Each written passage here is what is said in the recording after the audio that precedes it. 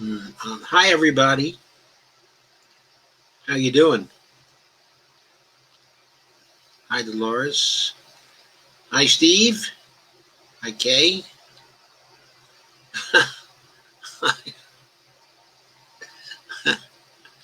Hi, Greg. Hi, Kay. Rocco Million, the feed is on.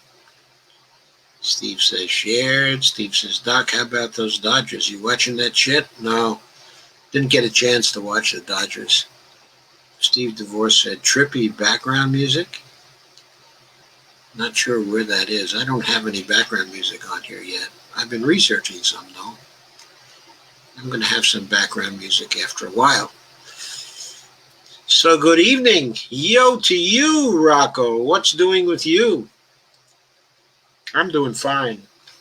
Of course, I'm watching all this mess we have to deal with. We got a long way to go. It's going to be bad. Greg says the gang's all here. I don't know about the gang being all here, but some of the gang's here. And maybe some more of the gang will be here pretty soon. So,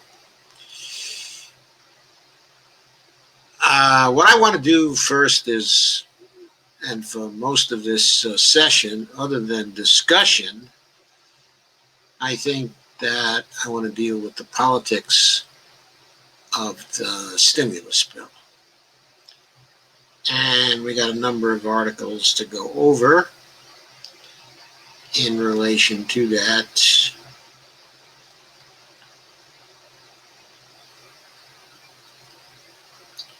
Let me make sure I got my time order correct. Yes, I do. Okay, so let's share. I'll share the screen.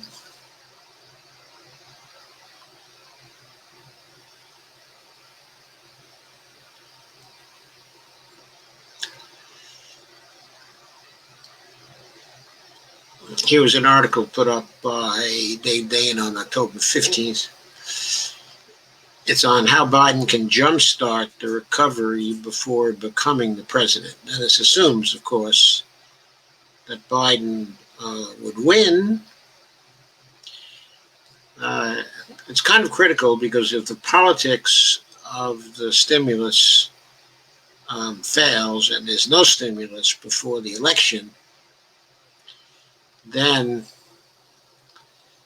if Joe Biden plans to make an economic impact before the election rather than just sit there until January 20th, he's going to have to do some things. Anyway, here's Dave Dayen's views on what that's all about. He says, I see we're going to continue to play dumb on stimulus in public for the next couple of weeks after stating at the Milliken Conference, that there's no deal likely before the election. Treasury Secretary Mnuchin came on CNBC and said the White House would agree to Speaker Pelosi's language on a national testing strategy, purportedly a stumbling block in the negotiations. Between that and a couple House Democrats urging Pelosi to take the deal, specifically Representative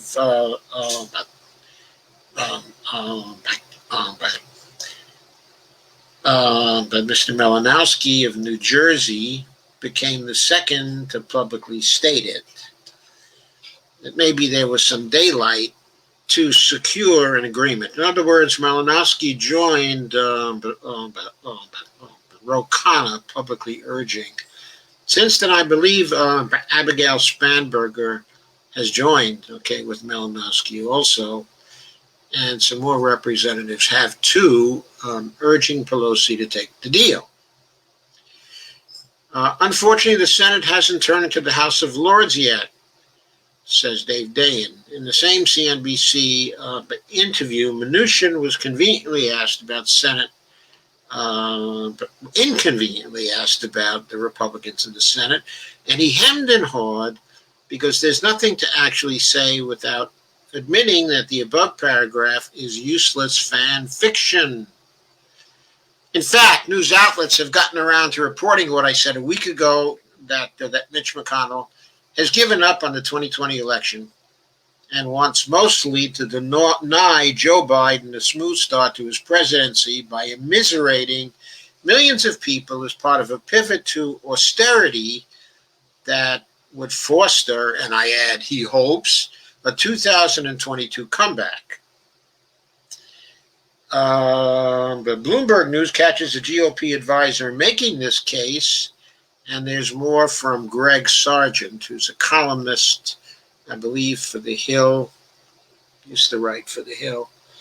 He's now writing for the Washington Post. This strategy didn't exactly work out well for the Republicans in the 1930s, but Senator McConnell did pull it off to a certain extent after the financial crisis of 2008. So do we have FDR coming into the White House or Barack Obama? Question mark. Or Joe Biden. And what can be done for the 8 million people who have fallen into poverty since May, and the millions more suffering from food insecurity in a now certain absence of an agreement? Those are the practical and useful questions right now, so let us tackle them. Now, I hasten to add that there's still negotiations going on between Pelosi and Secretary Mnuchin, and there are reports that Trump has ordered Mnuchin but to make a deal to go bigger with Nancy Pelosi.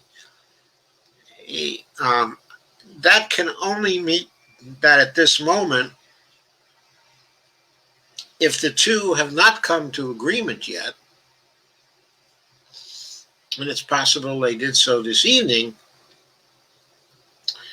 that they may be only a couple of $100 billion apart now, but of course there are issues of substance that don't have anything to do with the money per se, that are probably vital for Pelosi and for the Republicans to work out. For example, if the White House put a liability shield for big businesses with regard to COVID into this deal, then Nancy Pelosi doesn't seem disposed to agree to that under any conditions.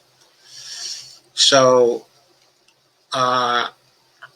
Trump does seem increasingly desperate for a deal. He doesn't want to be blamed for failing to get one. He doesn't want the Republicans to be blamed for failing to get one. He seems to have shifted his priorities on this now to the point where he considers it a higher priority to get a deal than to confirm Amy Coney Barrett before the election. So the priorities seem to be resolved for him on that, but of course he's always day to day. What he was saying yesterday or indicating yesterday, that might be out the window today, and he might have gone completely in some other direction. We don't know with him. He's increasingly inconsistent and volatile and unstable, and you don't know what he's going to do from day to day. And the Times is out today. This was on October 15th. It's now the 17th, of course, with a story where Joe Biden points in the FDR direction, something I wrote about in May. Biden is certainly cognizant of his position and the need to go big. But if you look at what that piece is about, it's mostly targeted on public health mandates, increasing testing to $100 million a month. 100 million people a month, speeding protective equipment to where it's needed, and properly distributing a vaccine. Some of that intersects with the economic crisis, quote, the Public Health Jobs Corps, unquote, of 100,000 contact tracers, which the prospect called for in April. Has echoes of the Civilian Conservation Corps, for example, and certainly centralization of the production and distribution. Biden wants a pandemic testing board and a supply chain commander to handle delivery of tests and equipment. Resembles what FDR did during wartime. There are probably some historians on the Biden team.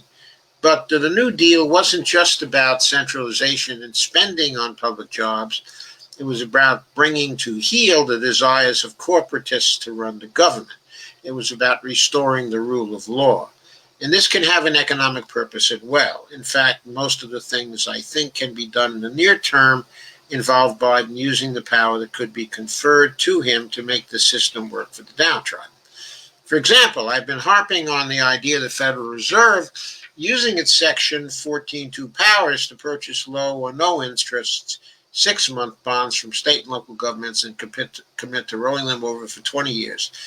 This would effectively substitute for the lack of state and local government grants from a second stimulus.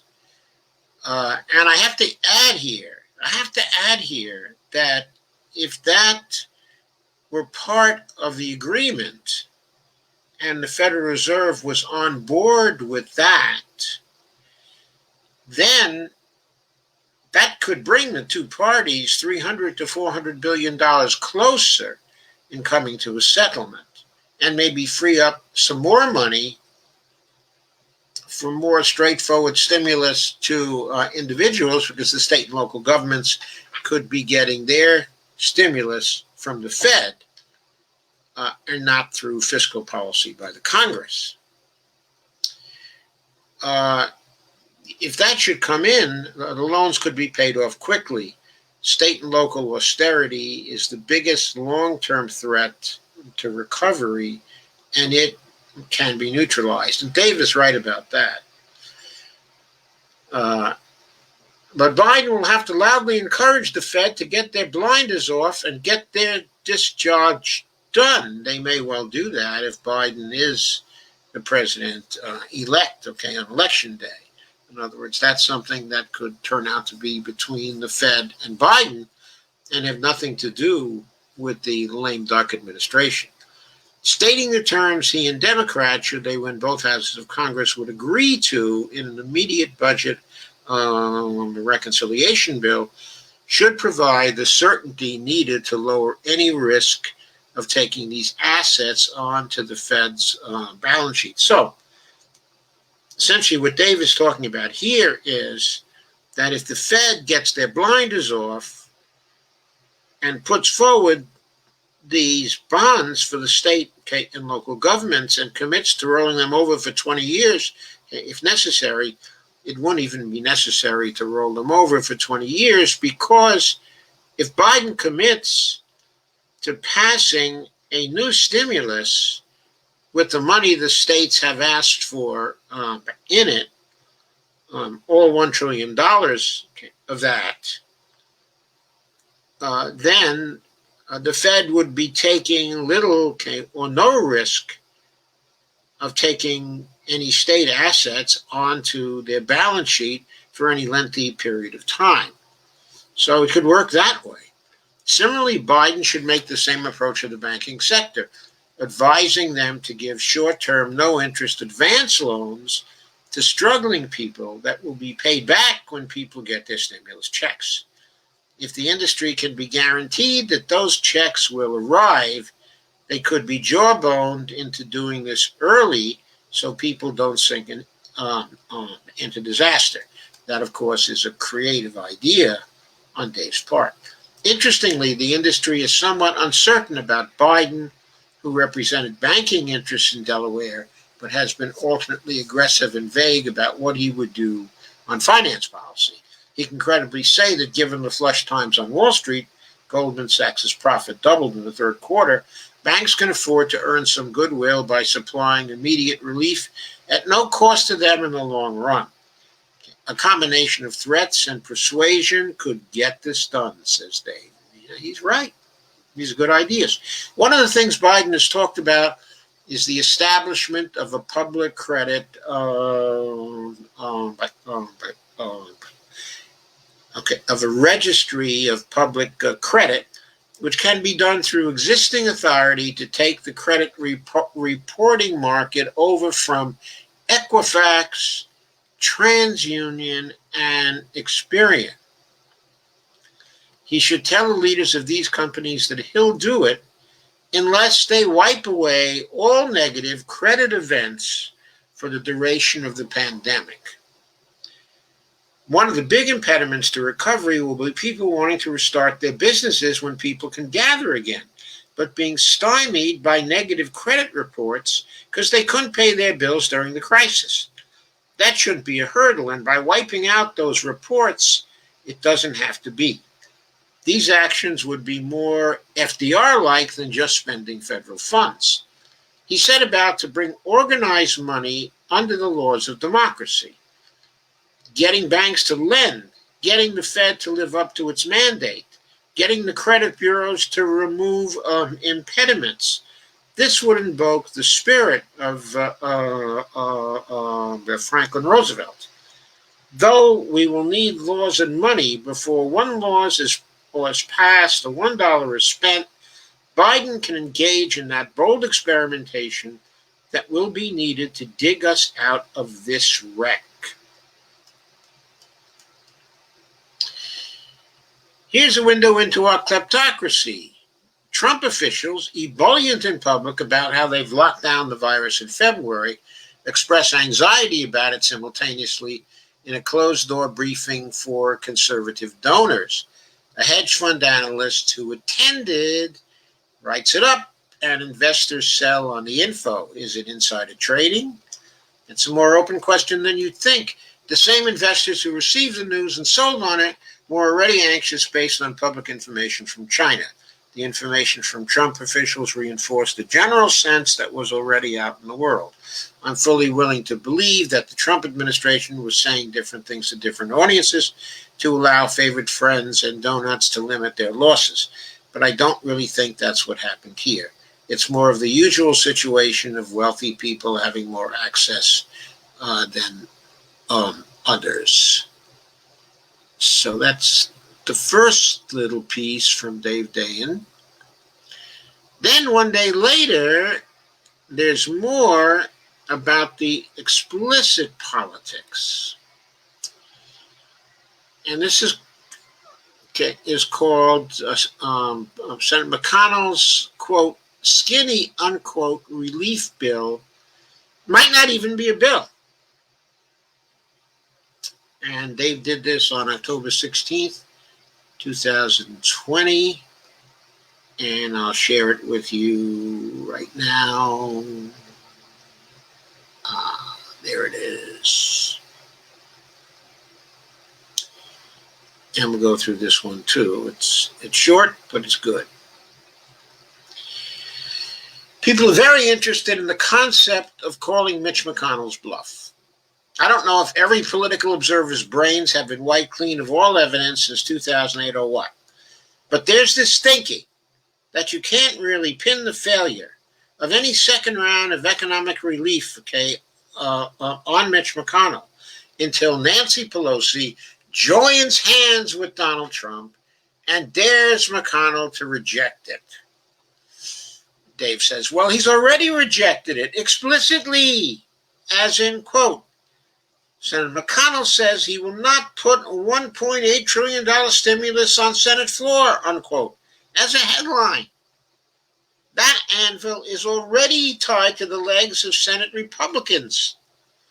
This idea that it's hard for McConnell to reject things is at odds with all past experience.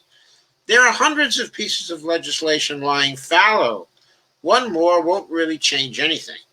As for it being impossible to assign political blame unless Pelosi acquiesces, well, no. You have the Senate Majority Leader saying he won't agree to the legislation. And if you can't make hay with that, you shouldn't be in politics. In fact, Senate Democratic challengers are doing just that, and that's why they're advancing in places like Kansas and Alaska and North Carolina, despite a sexting scandal. Here's Steve Bullock going after Steve Daines in Montana, and Teresa Greenfield going after Joni Ernst in Iowa. Joni Ernst, sorry. The anger at Nancy Pelosi for denying Democrats a political win is coming mostly from D.C. pundits. Are you listening? Rising pundits. Are you listening, Crystal and Sagar, the rising pundits? If they'd look past the federal district, they'd understand the political win is already in hand for Nancy Pelosi. Not sure I entirely believe that, but okay. I think a lot of it is true. I think a lot of these people running for the Senate are running against Mitch and running against what he's refusing to do and how these senators are sticking with Mitch. Meanwhile, McConnell is going to put a, quote, targeted, unquote, relief on the Senate floor on Monday. We don't know a heck of a lot about it, frankly. It appears that it will look approximately like the bill that failed, with the support of all Senate Republicans but one last month. That included another round of the PPP, minor amounts of money for unemployment. Boy, the PPP has an unfortunate name, doesn't it? Minor amounts of money for unemployment in schools and hospitals, and McConnell's cherished liability relief proposal to immunize companies whose workers and customers, not just workers, customers, get infected with COVID-19. So if Amazon sends you a package and it's got COVID in it, you get COVID, you can't sue Amazon, according to what Mitch McConnell wants to do. Is that enough for you to vote against him for the Senate in Kentucky? Kentuckians, is that enough? Do you have any brains in your heads? According to McConnell, some checks, quote, for those who have been hit the hardest, unquote, have also been included. It clocks in at around $500 billion, far less than the $1.8 trillion White House offer, and far less than Nancy Pelosi's two offers for $3.4 trillion and $2.2 trillion. I added that last. The bill on Monday serves two goals. It gets McConnell to say the Senate acted on relief first before the Supreme Court nomination of Amy Coney Barrett, which will be taken up on Friday of next week. If I'm not mistaken, that's the 23rd. And it gives vulnerable Republicans in tight races a chance to say they did something to mitigate the economic damage. My initial thought here was, why couldn't Chuck Schumer call the bluff? If Democrats just don't filibuster and this bill passes, the House could ask to go to conference with it, and the $3 trillion plus HEROES Act, when McConnell declines, then you'd reinforce the source of the delay on Capitol Hill. Indeed, this is under consideration, as Democrats haven't committed to blocking the skinny relief bill. But Mitch McConnell has some procedural options that would deny even that.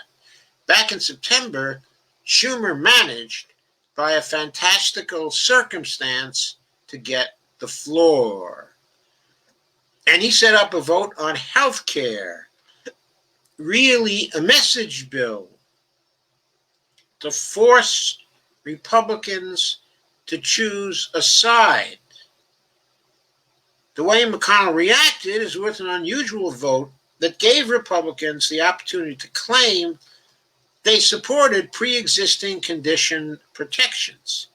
The nature of that vote was interesting. It wasn't a vote to advance the bill. It was a motion to table an amendment to existing legislation. Though the Republicans brought it up, they were all the no votes, voting to allow further debate. Democrats voted to table.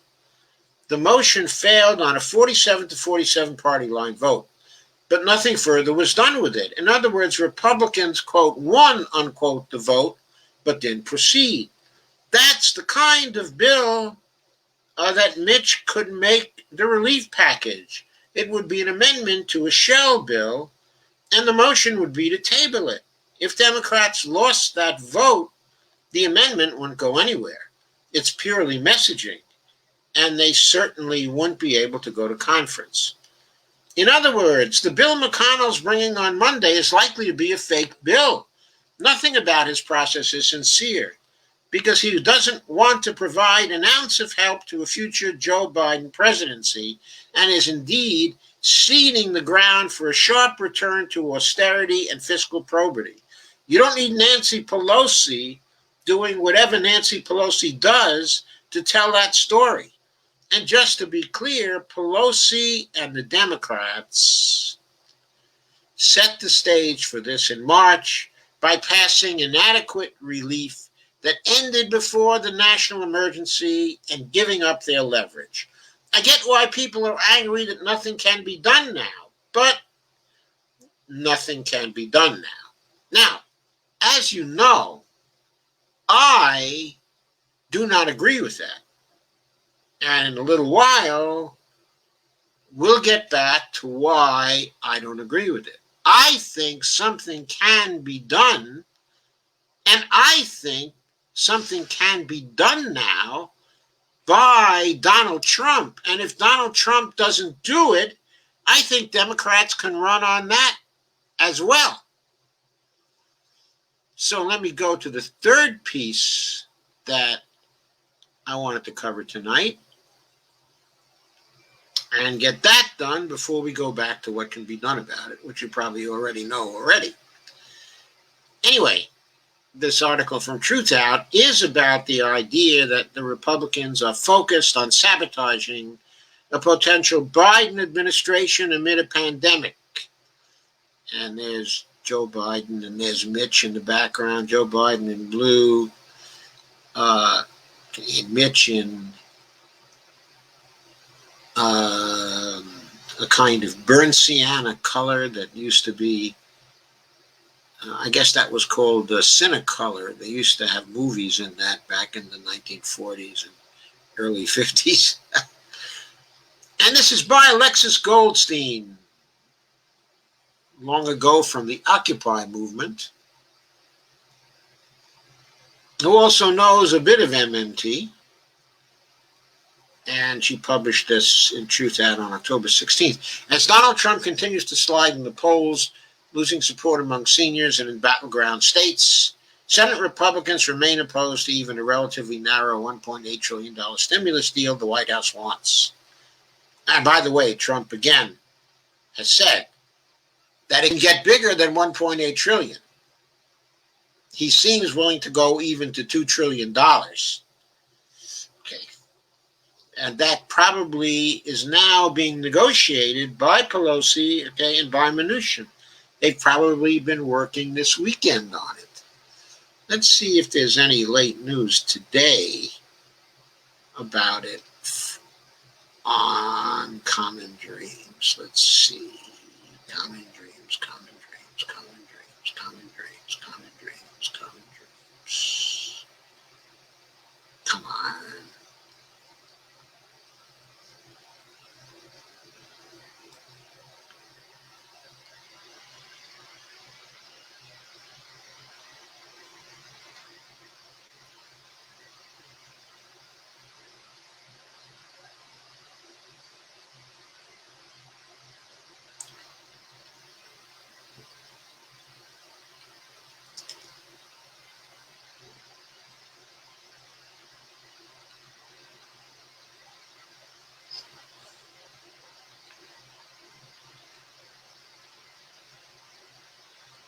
Okay, no late news. No late news at Common Dreams on any deal that may have been made by tonight. I do expect them. I do expect that the White House and Nancy Pelosi to come to a deal by this Monday, and then to take a week to write up this deal. Okay. So, as Donald Trump continues to slide, I started reading that. Wait a minute.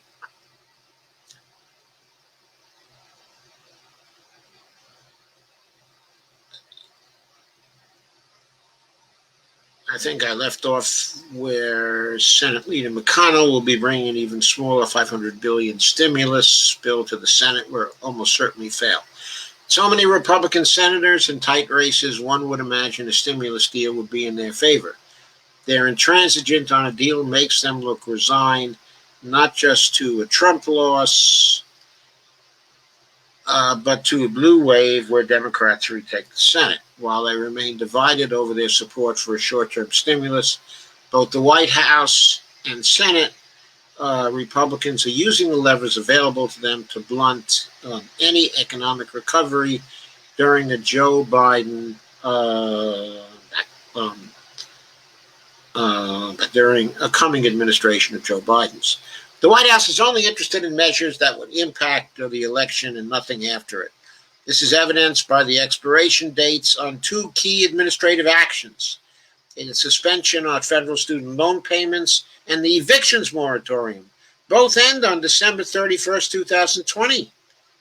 This means many people will be ringing in 2021 with an eviction, garnishment of their wages to pay a defaulted student loan, or by restarting student loan payments in the middle of the pandemic. If Biden wins in November, Trump will have set up a fraught 3-week gap before the new administration can act again to stop evictions and student loan payments. If Trump or Education Secretary Betsy DeVos don't act to extend the student loan suspension into January 2021 or later, low-income borrowers in default are at risk of having their tax refunds seized in 2021, unless, of course, there's a law passed by the Democrats to stop that. That could be part of a new stimulus bill, okay, of theirs. That's because low-income borrowers file their taxes in late January in order to obtain their refunds, because they need the refunds so badly, they file, in January. So if in early February, if the Democrats were to prohibit seizing tax refunds, there wouldn't be that problem. The end to the federal student loan suspension will also mean the student debt collection machine will get turned back on January 1st, 2021. Those in default on their student loans will once again face having their wages garnished or their Social Security or Earned Income Tax Credit benefits seized. Those who graduate in the fall, once again, that can be reversed by January 21st, of course. Those who graduate in the fall will also have a particularly hard time, as they will enter repayment in the worst job market since 2008. While the Biden administration would likely act to resuspend student loan payments, the Trump administration is sabotaging the possibility for continuity and creating the potential for real chaos and turmoil by ending the suspension 3 weeks before Inauguration Day.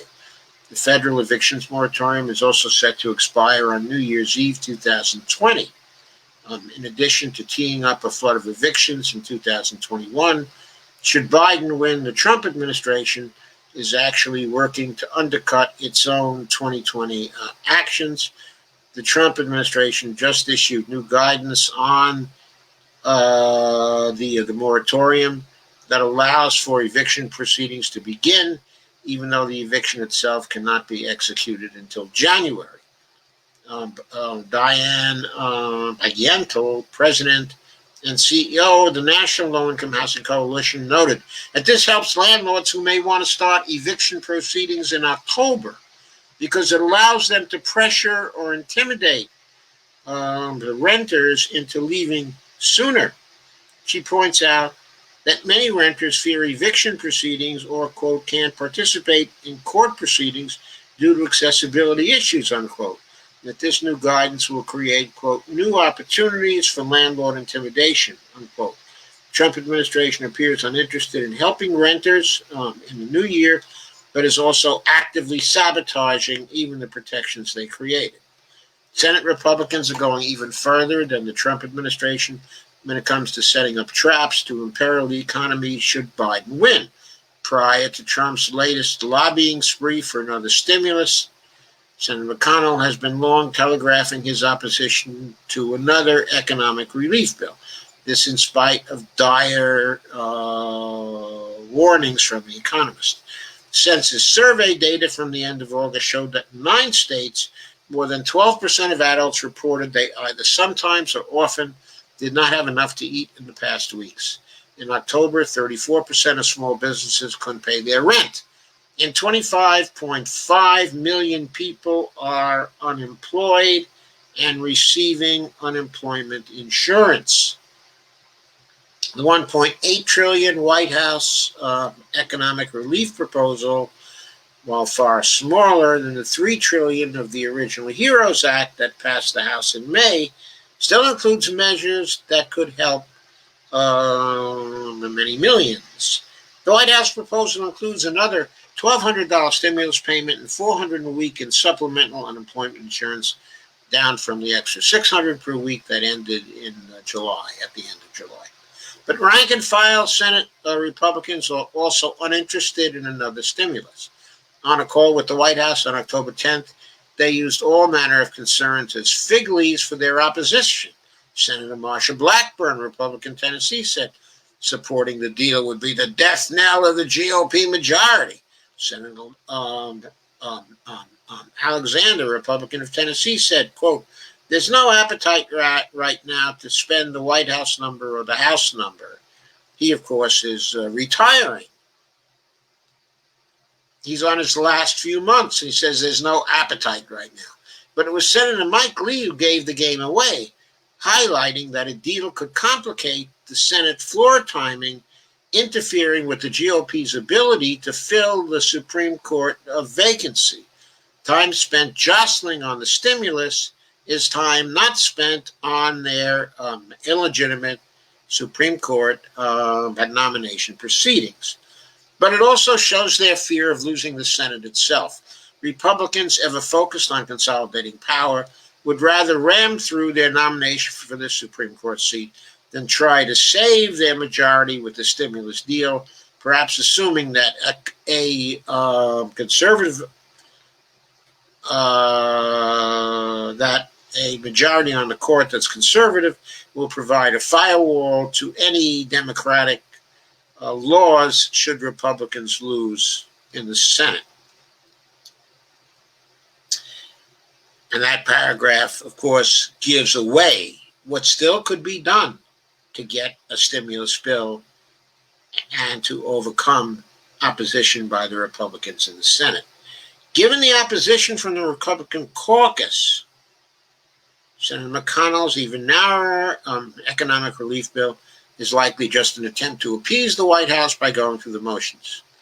But Democrats have long opposed the Republican proposals, not simply for failing to go far enough, but also because they've historically included a liability shield that not only prevents workers from suing their employer for coronavirus related liability, but even allows firms to sue their own workers should they try and seek any recompense if they get sick.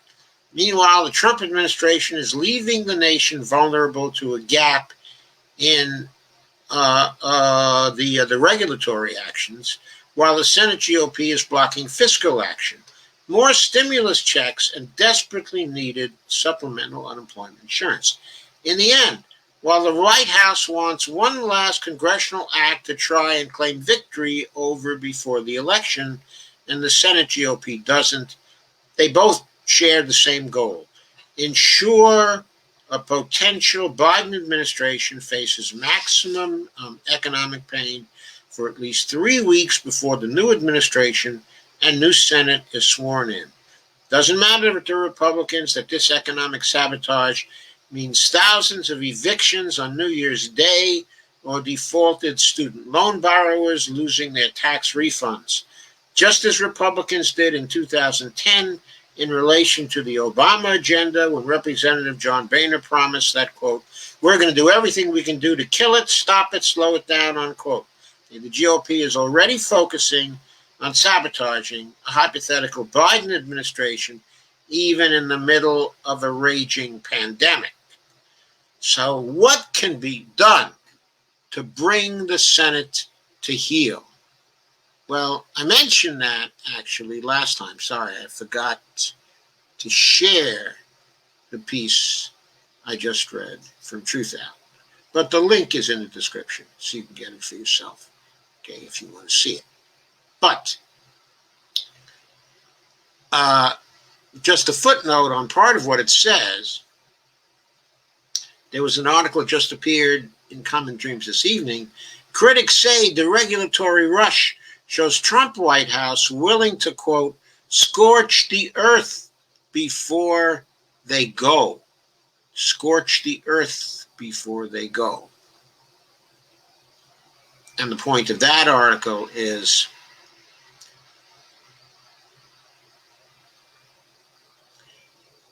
with President Trump's re-election very much in doubt, his administration is rushing to ram through rollbacks, okay, of the regulatory rules that could adversely affect the many millions of Americans, the environment, and the ability of Joe Biden, should he win, to pursue his agenda or even undo the damage done over the past 4 years.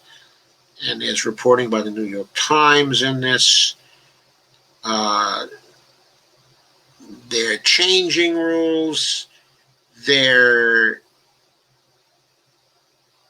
not allowing public comment periods and also detailed analyses that are required. Okay, they're required. So they're acting illegally also in that sense. They're defying what the law requires, which, by the way, might allow the Biden administration but to immediately get a court order as soon as they get in to repeal those rules immediately.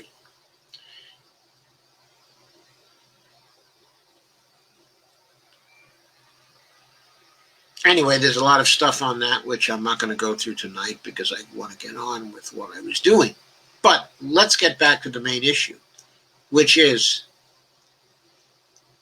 can this be stopped? Can the Senate be forced to vote for the stimulus bill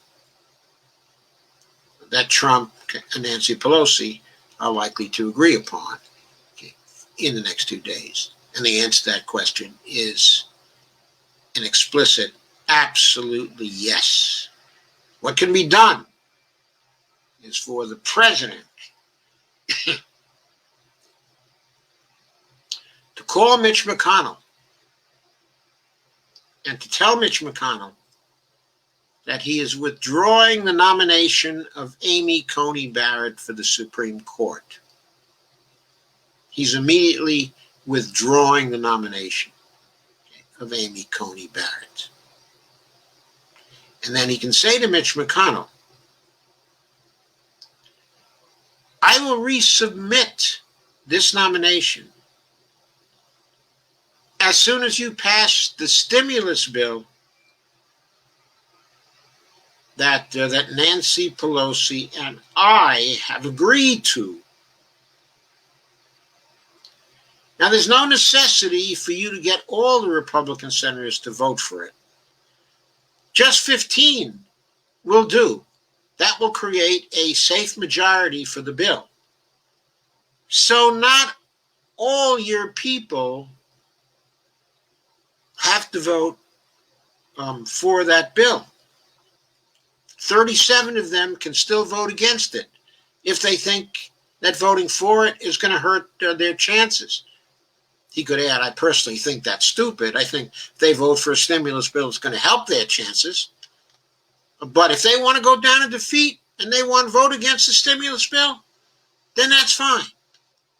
But I'm taking the deal away from you with respect to Amy Coney Barrett. Here it's gone.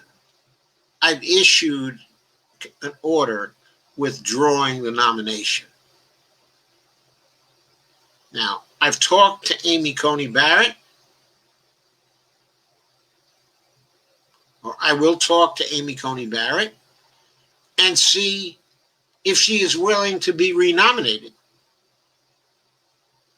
And I'll submit her in renomination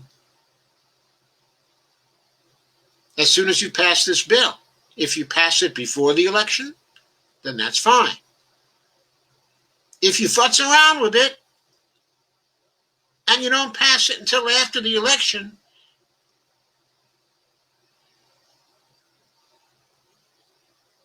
well then, on election day, it's going to be your fault if we don't have a stimulus bill.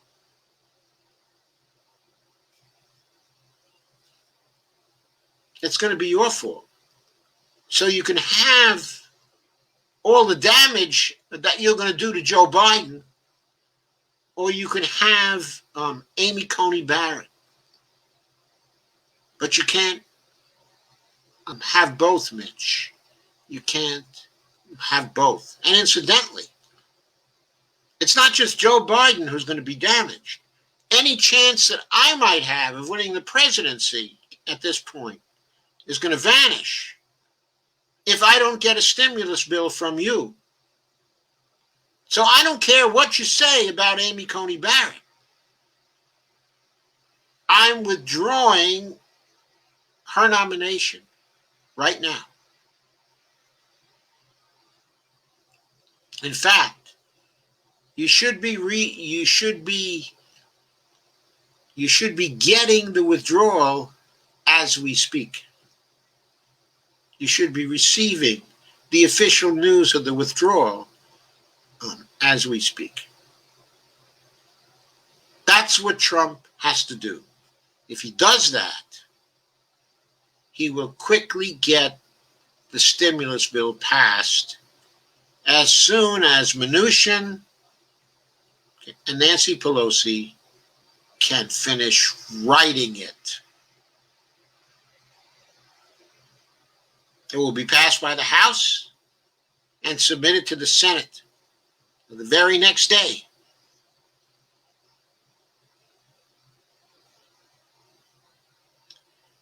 If they finish it by the 23rd or 24th, it will be passed in the House on the 25th and presented to the Senate by the 26th. You can probably even get it out of the way by the 26th or the 27th, Mitch. Then there might still be time to fit in a confirmation of Amy Coney Barrett to the court. Or you may not have enough time. I really don't care, because if I don't get the stimulus bill in, then I'm not going to be the president for much longer anyway. So why do I care what happens to Amy Coney Barrett? I don't care. It's you evangelicals who care. That's what Trump's got to say. That's what he's got to do. If he does that, the stimulus bill will be passed. Conversely, if he doesn't do it, it's on his head and Mitch's head. It's on their heads. It's a serious enough issue that it should ensure the destruction of the Republican Party, the most anti-public political party in the history of the United States. They do not deserve to continue to exist. And this might just be the death of them. They are so totally corrupt.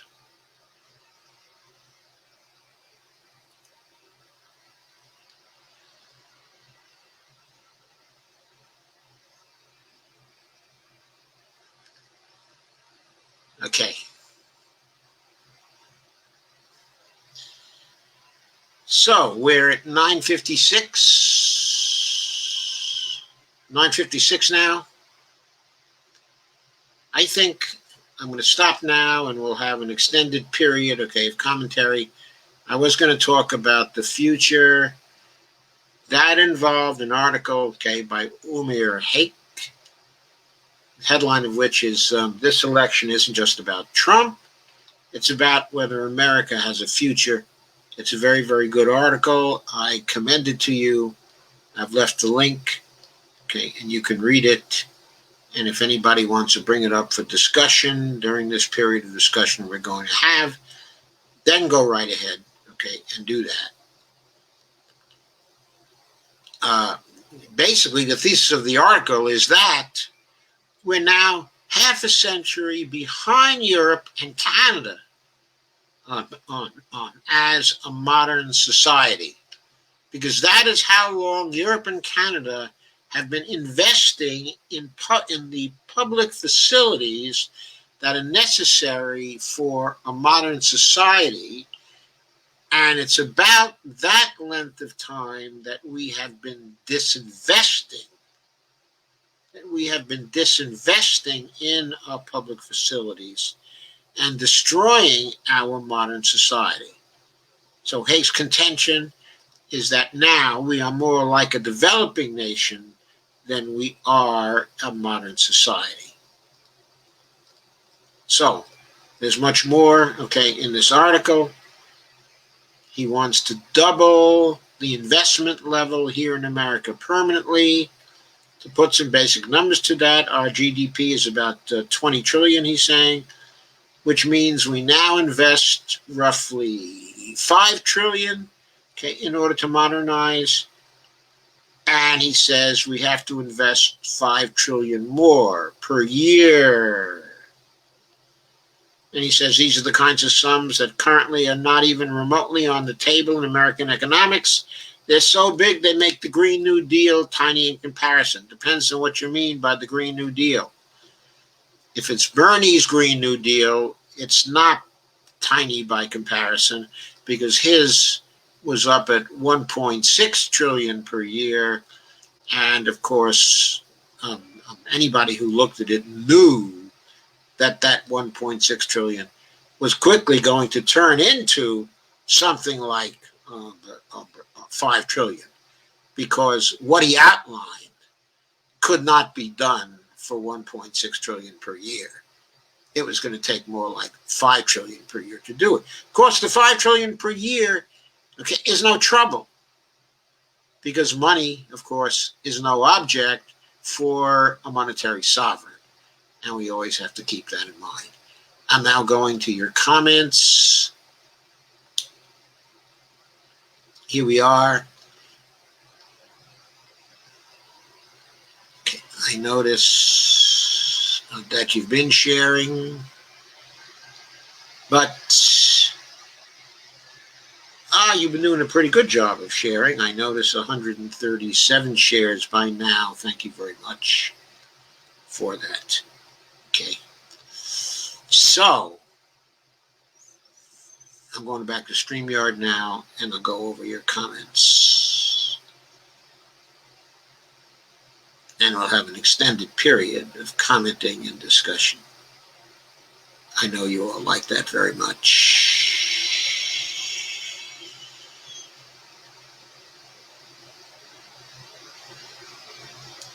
And Steve Divorce says, I think it's within the digital feed. And Rocco says, can't wait to hear your analysis. You never disappoint. Thank you, Rock. Kay says, they won't do a stimulus for the people, but I heard they bailed out the fossil fuel companies. I don't know if they did anything more to bail out the fossil fuel companies. They haven't come to a deal yet, Kay.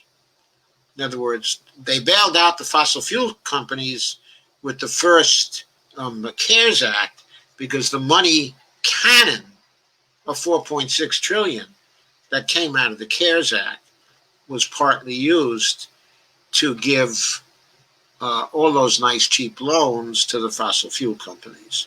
Steve says, why can't we get some badges? We need some stinking badges. Gregory says, must be something new with FB. Evelina says, whoa. How do we get badges, guys? How do we get badges? Evelina says, whoa. Evelina says, Trump. Steve says, Pelosi says she's feeding us. I'll send her my grocery bill. Great idea. Send millions of grocery bills to Pelosi. Avril says, better late than never. Kay says, maybe you should do that and get others to do it too as a protest against her. Avril says, yeah, feeding us. Jeffrey Denton says, we're just on Joe's timeline, I think, but not a page or a group. No, you're also, this has been shared to the Center for the Public Purpose, which is a page, and also New Macro Media, which is a page, both pages. It's also been shared to the Certified Letters group, I believe. It it usually is, but the home of it is my timeline. Yes. And Rob says, "Hey Yoda, but it's public on my timeline. It's not just on my timeline; it's public, so anybody can access it, and all kinds of people have been invited for it."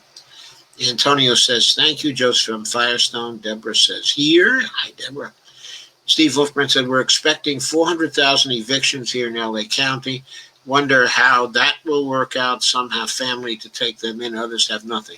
400,000 evictions in LA County in January? In January? There are going to be all kinds of strikes delaying the evictions in LA County in January. There should be. People shouldn't accept these evictions. All they have to do is hold out for a month. They got to hold out for a month. I mean, get the county to pass an eviction ban for a month, if that's what has to be done. The Biden administration will pass an eviction moratorium immediately. As soon as they take office, they'll pass it. I mean, the bill can be passed in January by the House and the Senate. As long as the Democrats take over both, such a moratorium could be passed out of there in January, only requiring the signature of the president when he's sworn in. Avril says, not cooking, I presume. Baracco says, no matter what Biden says, I can't trust him. If he was for progressive bottom-up policies, that would hurt established power and wealth. So the donor class and establishment would hate Biden just like they hate Bernie, right? Biden is in the establishment donor class pick precisely because he will not stand up to injustice or threaten establishment power and wealth like Bernie does.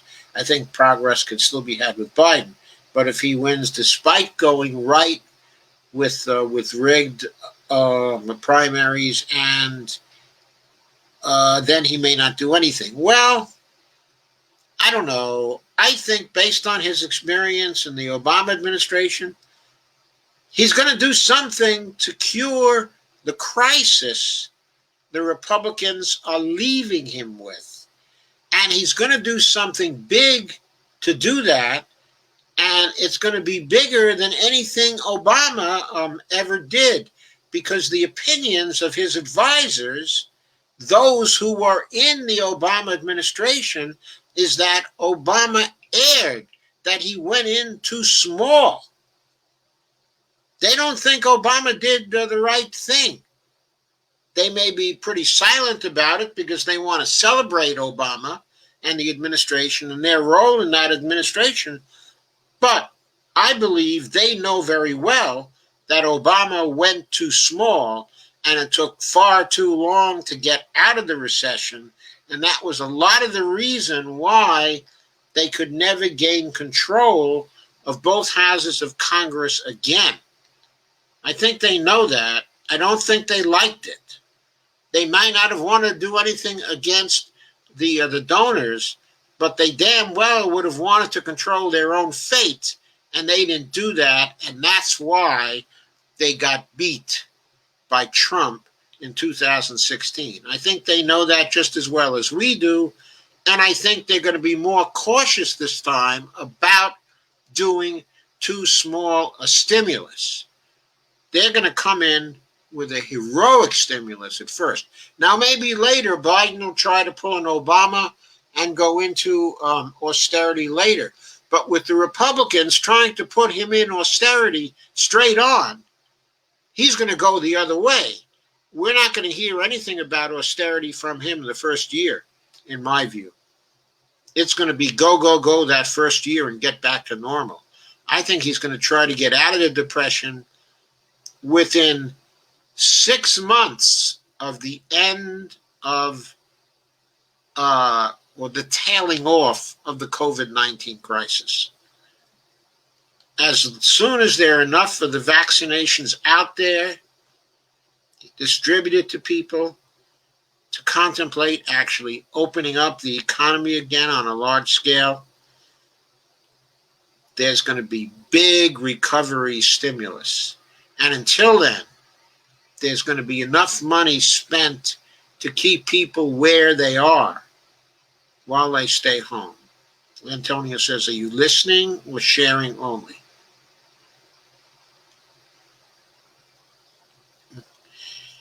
Steve says, Biden at roundtable. Biden, Green New Deal is great.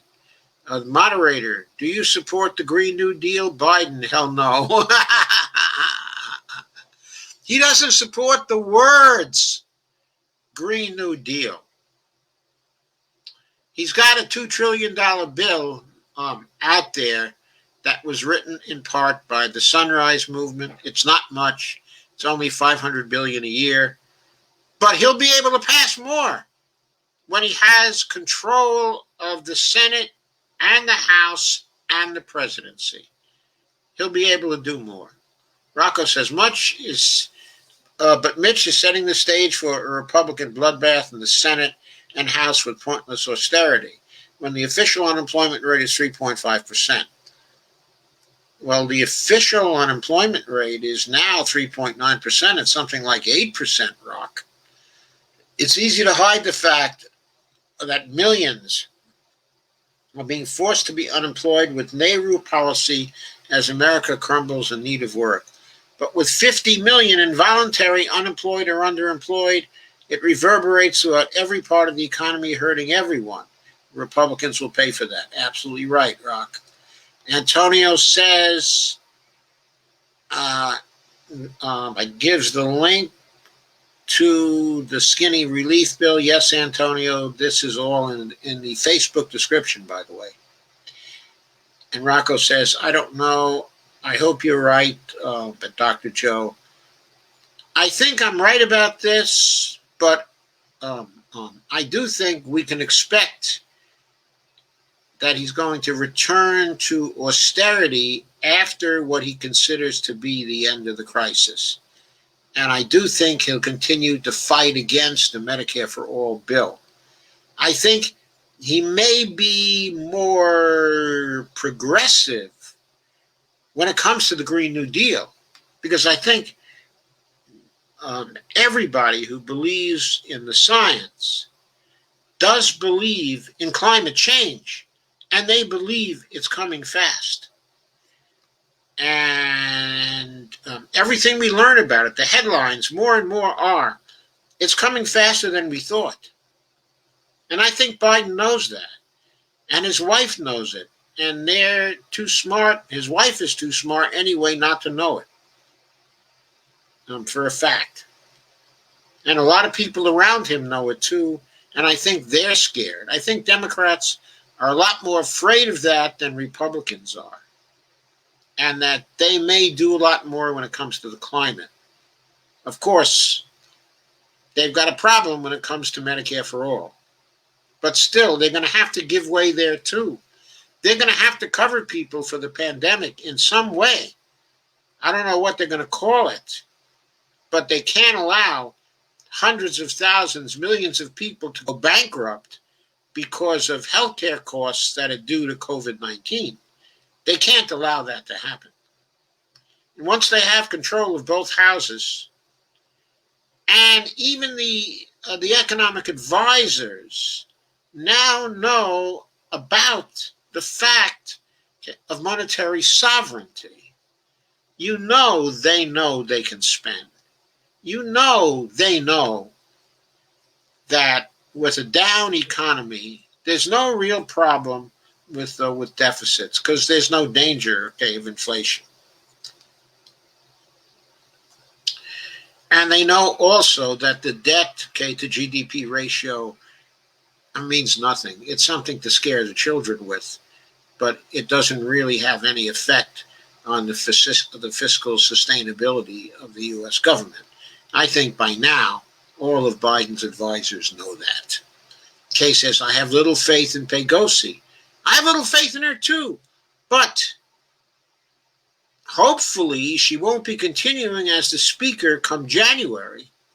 Of course, if she fails to pass a stimulus bill at this point, that will greatly lessen her chances to become the speaker.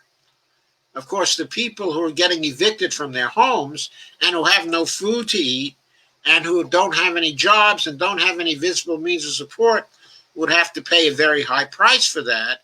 So I hope she does make that stimulus deal to save them that kind of grief. I think any decent person would. But we have to indicate that if she fails to negotiate this deal, she's going to be attacked for doing an incompetent job with the CARES Act, and then for her failure to negotiate a deal to protect people with the in the final stages of the Trump administration. She's going to be attacked for those two failures, and I don't think she's going to have a ready defense. It's going to be hard. Antonio says, Mitch McConnell said the Democrats have more means to generate a bill because they control the House. This after flunking the HEROES Act? Hello. He is clearly undermining the Democrats. Well, what bill does he have? No, zero. Mitch McConnell and the Senate want to extort influence to get more pork while they're stuffing it to the throat with the CARES Act. And now they only want to cry, look, the tug Democrats refused our bill, quote unquote, and gained votes. Joseph M. Firestone, what do you think? I think they don't have a chance in hell of selling that malarkey. They don't have a chance in hell of selling it. Everybody can see what they've done since the CARES Act was passed. They sat on their hands and they did nothing. They went on vacation all summer long.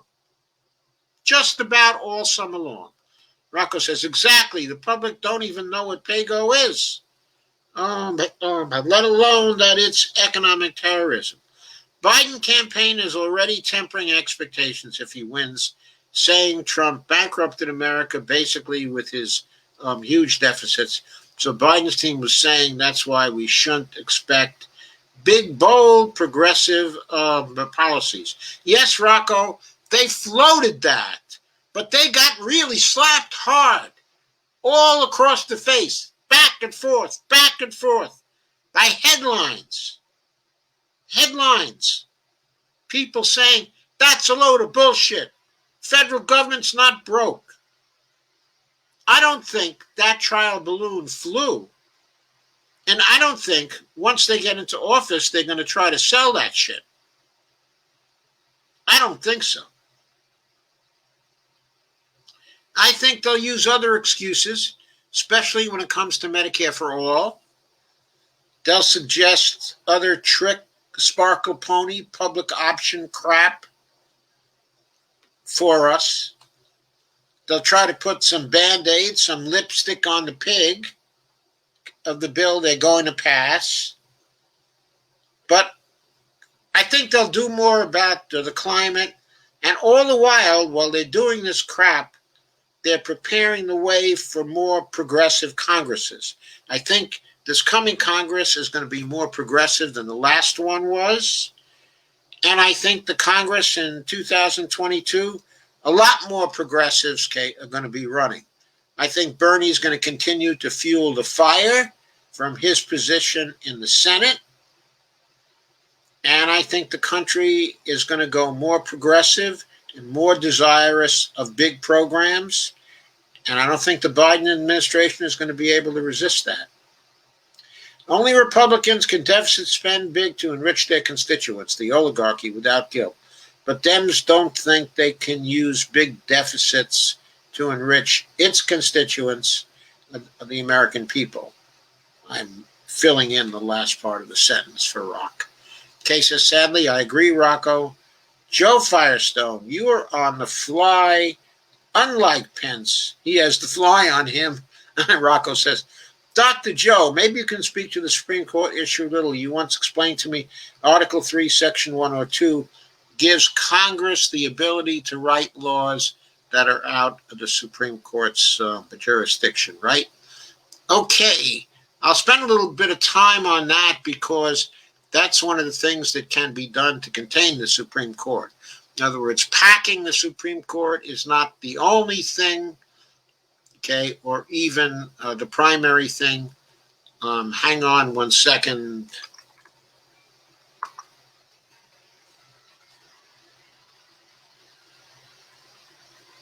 Hang on 1 second.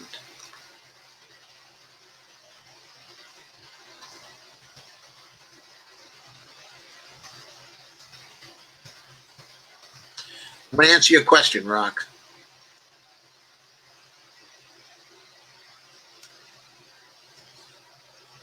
Okay.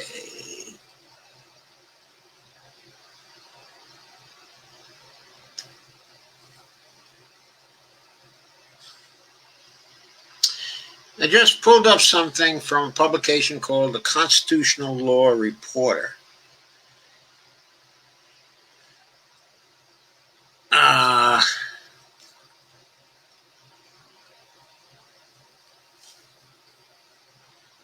I don't know what the hell that's doing. It didn't give me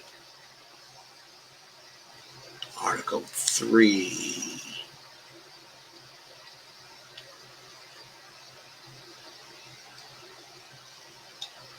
Text of Article 3, Section 2.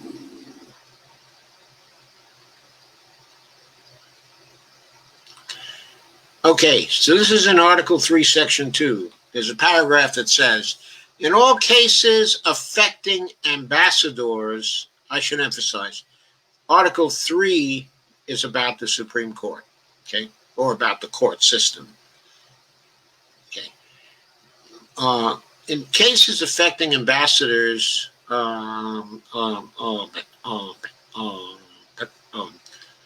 affecting ambassadors,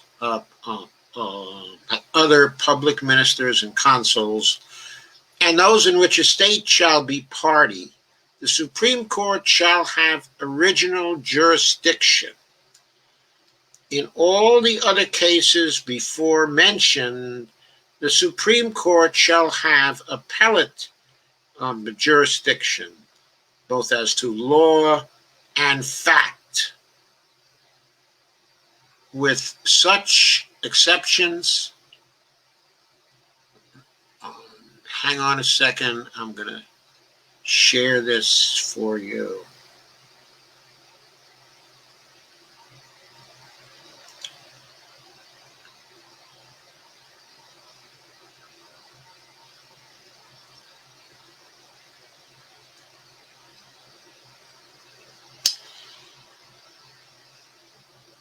Both as to law and fact. I'm sharing it now. You can see the highlighted paragraph. That's what I'm reading.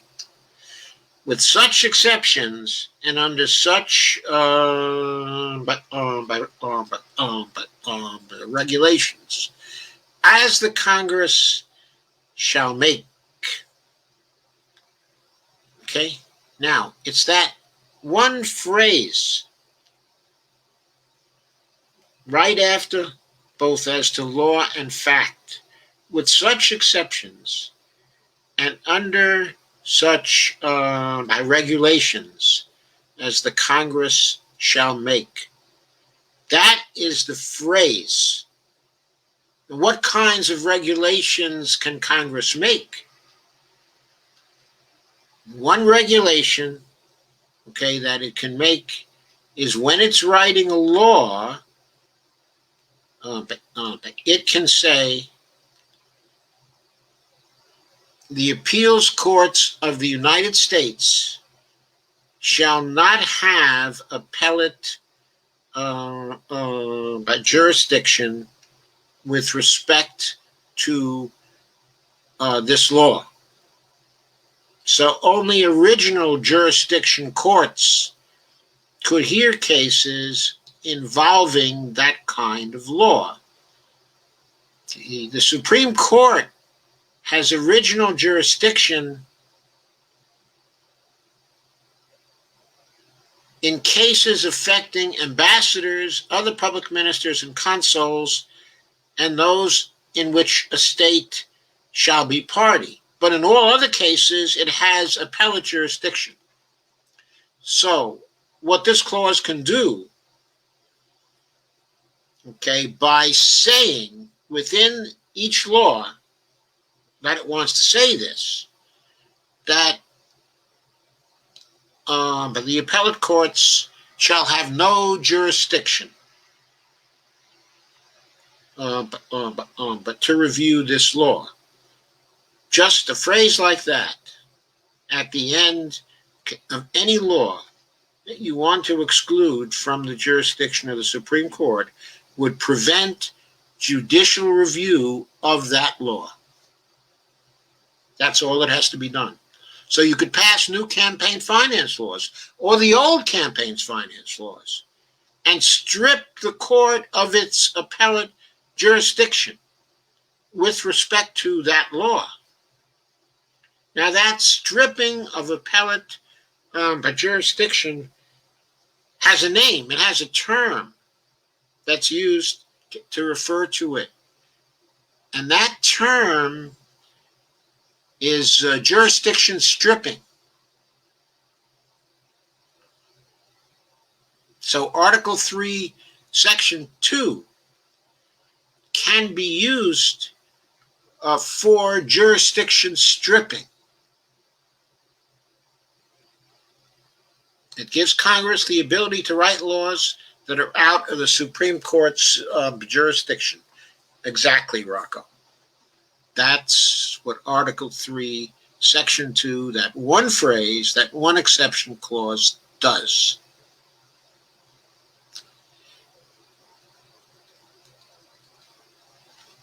Rocco says, great analysis as always, Dr. Joe.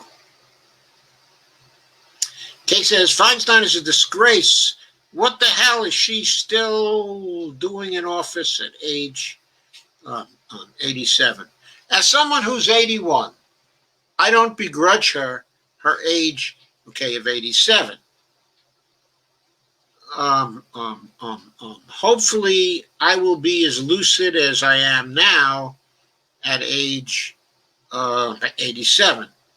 But to be clear, I don't know what a degree of senility Dianne Feinstein is at, okay, at this point. I certainly think she has to be completely out of touch to hug Lindsey Graham after that hearing and to compliment him on his conduct of the hearing. I mean, you have to be completely out of touch with your colleagues, with your Democratic colleagues, with the Democratic Party, and with your constituency back home in California to do that. We now know she doesn't intend to run again because nobody would reelect her just on that alone. They'd saddle her with the responsibility for getting Amy Coney Barrett onto the Supreme Court if she does get there. Rocco says 50 million unemployed or underemployed Americans while America crumbles in need of work cannot be hidden. That stimulus, Republicans lose big across the board. They do. I've been saying for weeks now, Rocco, that I think it's possible, just possible. I'm not saying it's going to happen. It would be heroic, okay, if it happens. But it's just possible that there may be as many as 62 Democratic senators in the new Congress when all is said and done. That many states could be turned. They could gain 15 seats. That's net. Still lose in Alabama. but gain 15 other seats. It's just possible they could win in Tennessee. It's just possible they could win in West Virginia with Paula Jean. I haven't seen any polling there in West Virginia. Who knows what's going on in West Virginia? But how can Shelley Moore Capito be popular? How can she be popular? How can she stand up to an empathetic school teacher who's bleeding all over the poor people of West Virginia? I don't see how Shelley Moore Capito can be elected again in this situation, in the COVID situation. I can't see how it can happen. Rocco says exactly. Trump should understand that he should be on MSM all day, calling out Mitch and Republicans as anti-American or gay and partisan. Yeah, he can use his tweeting, certainly. Call him out all day long. Call him out on MSM all day long. He can call out Mitch and call out the Republicans. But that can't force them to pass what he wants them to pass. They'll futz around, they'll delay, they'll do this, they'll do that, but they're not going to do what he wants until he takes the deal away. It's got to take the deal away. Say, I'll give it to you again when you give me what I need. Otherwise, you don't get anything. Antonio says, nip them in the bud. Rocco says, thank you. Antonio says, Republicans might be smitten if they sabotage the elections further. Well, more people are dying. I mean, more people are dying.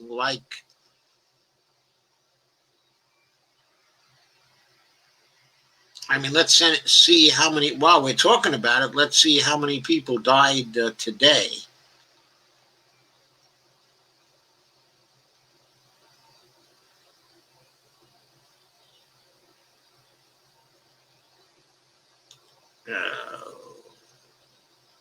Yesterday. Apparently, there were 874 today. That might have been Friday, though. I'm not sure I have the Saturday figures yet.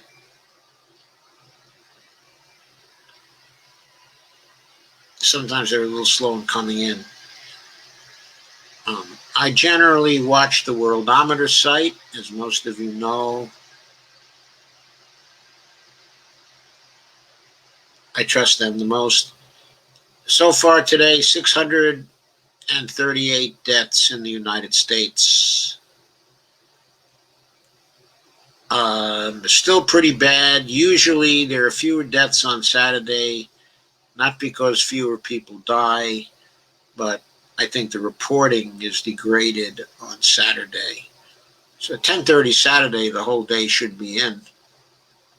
But it may not be. It's slower coming in on Saturday. We're now up to 676 deaths per million. Of course, it's true that other countries have been moving faster.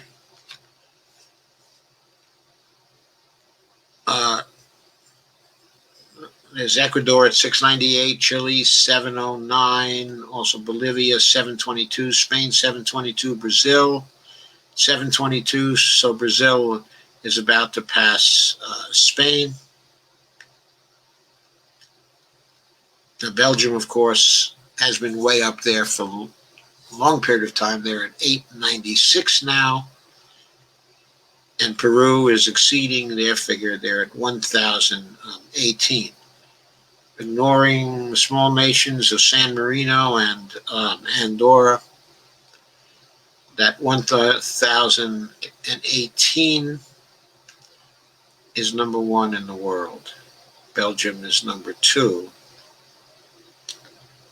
The United States is number 8 in the world. The 8th worst, not the 8th best. the eighth worst. Still moving fast. Still moving fast. So yes, more people are going to die. They are dying now. Let me get back.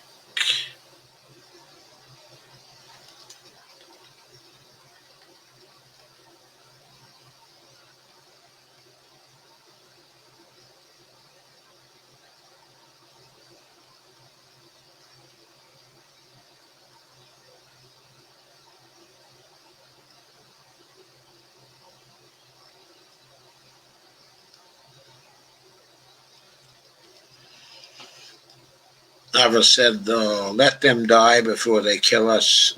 Even more. Stephen DeVore said, Antonio has shared the Umair Hake article. Steve says, I'm supporting 4 progressives financially: Maria Strata, Angelica Duenas, Shahed Buttar in San Francisco, Paula Jean Swearingen for Senate, in West Virginia. I'm also supporting Paula Jean, and Shahed.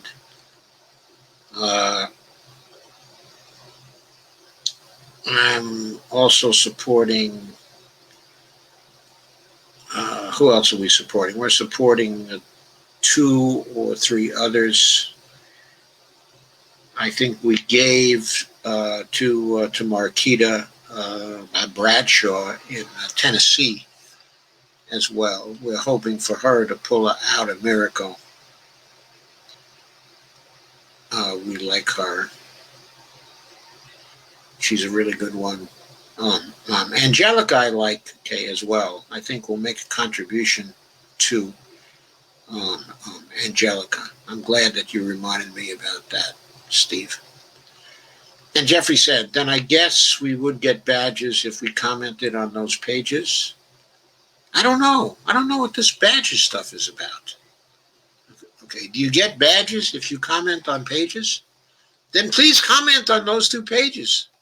I'd be happy if you got some badges if they were somehow available. I have no idea how badges get to be available on pages.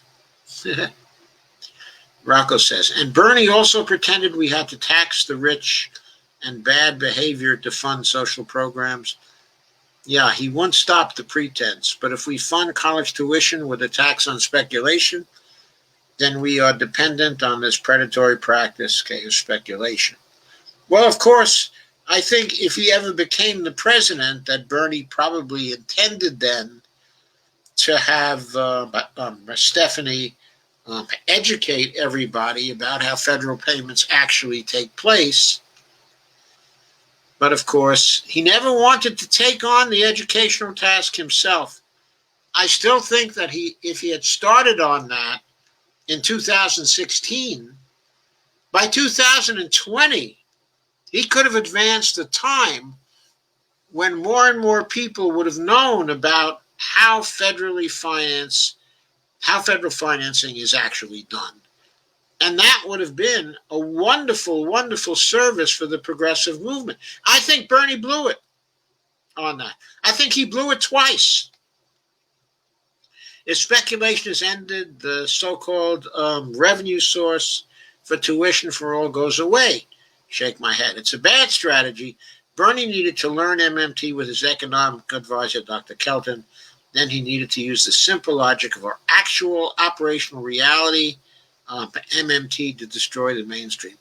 I completely agree, except I think what's worse is I think he learned enough MMT from Stephanie to know that federal payments were in no way dependent on revenue sources. I think he knew that. He kept up the pretense anyway because it was politics. Antonio said, this re-election is a mistake. They do not have any public policy measures nor any public administration skills. They just showed it over the last 4 years. Steve says, is Rocco really worth $1 million? He's worth a lot more than that.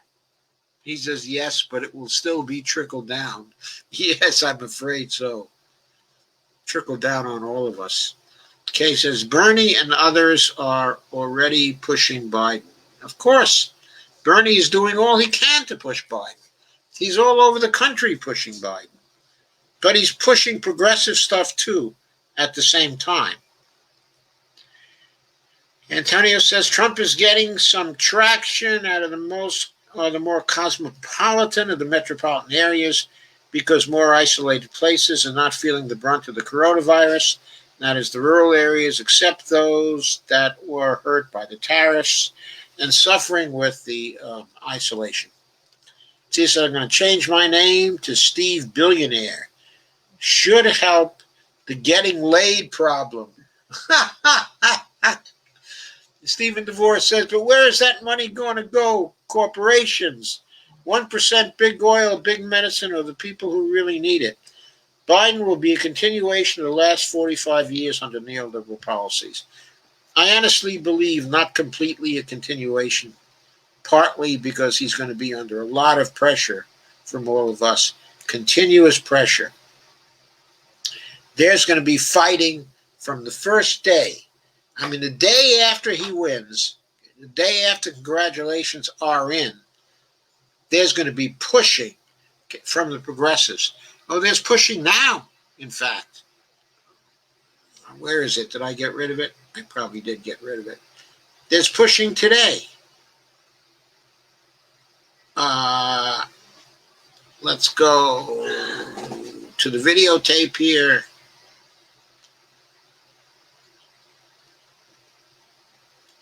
Oh, by the way, Jacinda Ardern in New Zealand was reelected in a landslide. She received a higher share of the vote than at any time in more than half a century. She's someone who did good by her people with respect to COVID-19.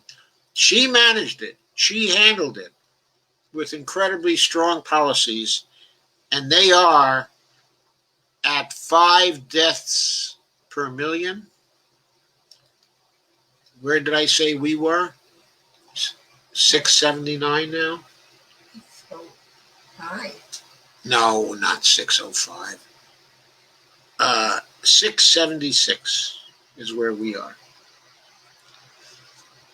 We will be, by the end of next week, we could well be over 700, the way things are going.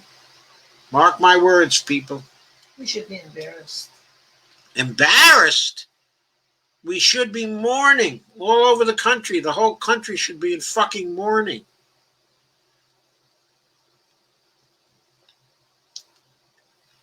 I think everyone should get in touch with. Okay, Common Dreams article. AOC and other progressives urge Biden, if elected, to deny K Street, Wall Street execs, top cabinet posts. So the pressure is already public. And there's going to be public pressure on the advisors too. There's going to be a concerted effort to get rid of Larry Summers. I'm sure of it. Yeah, he needs to take a vacation. Yeah, Larry Summers is trying to rehabilitate himself now by saying there's going to have to be more fiscal policy, he's saying. There's going to have to be more fiscal policy. I think he's also given up on claiming that the deficit is a problem. Anyway, that was an article in Common Dreams today. So Antonio says the Regeneron is an old story. This Trump thing is an advertising stunt. All rich infected people will want it, and the price will be jacked up. And Antonio leaves a link to Regeneron Pharmaceuticals. And Antonio says, I post again because of the preview. It is appealing. Thank you, Antonio. And Rocco Million says, Bernie is a progressive politician that has to play the dirty Dem game to keep power and ultimately inspire mass movements truly capable of ending our sadistic bipartisan status quo, because one man can't do it. But that's why Bernie already told us to never listen to him if he ever tells us how to vote. Bernie has to play the dirty den game. We don't, and we shouldn't. We have to demand our candidates serve our public purpose over oligarchy. Couldn't agree more, Rock. If elite Dems know they can get rich serving, then they will. Of course they will. Antonio says the Republicans will cover us with earth. That is how they will cover us. They have no policy, no plan, no nothing. Absolutely, Antonio. Steve Wolfbrand said, at least we're not troll free. Rocco says, yes, they definitely got pushed back. But if they get elected pushing that shit, it emboldens more of it. Okay, but I hope you're right. Honey, did you have a comment? Yeah, I want everyone that wants Medicare for all to lay it on Biden constantly. Okay, so Bonnie says we got to keep pushing Joe Biden for Medicare for all constantly. Never stop. I agree with her. I'm not going to stop. I'm going to keep pushing it constantly. The Fed keeps propping up Wall Street, although it hasn't been helping much. Needs fiscal policy. Steve Wolfbrand said, I once dated a pig with lipstick. Oh, Steve, that's terrible. that's a misogynist comment. Oh, remember that, Steve. Bernie said, if Dems take over the Senate, he will be the head of the health care committee. If the Dems take over the Senate, he can continue to be the head of the budget committee. I mean, maybe he'll be able to be the head of both committees. That's possible. He might have made that kind of deal. And Rocco says, I wrote in Bernie and voted Dem, everything else, because Dems fight for justice better as opposition. It don't seem like people care about injustice under Dems. I think this time they're going to care because the country is in such a mess. Rocco says, thank you, Dr. Joe. This is great. Thank you for coming. Rock, your comments have been great, too. Antonio says, we need to pass H.R. 1384. That replaces Medicare and Medicaid with enhanced Medicare for all. No premiums, no co-pays, and no deductibles. Free at the point of service for all, and will bring down the U.S. spending by $1 trillion per year. Okay, at least.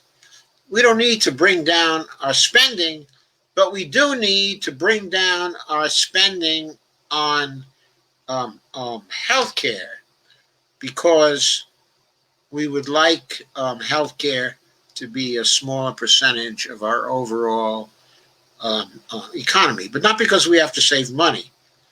Spending $1 trillion less, which we certainly could with the Medicare for All program, would also allow us to cover everybody and to give everybody much better service and to raise life expectancy.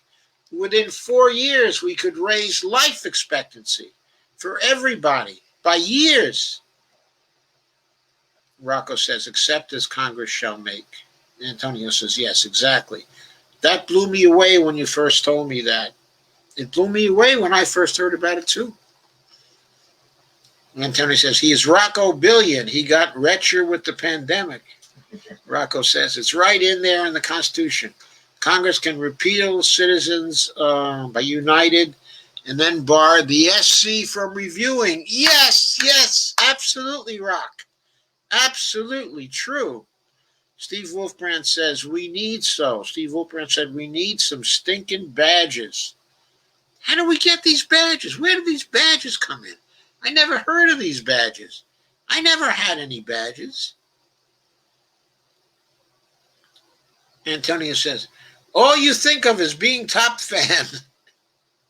And Kay says, hate to say it, but maybe we need age limits on Congress and the Senate.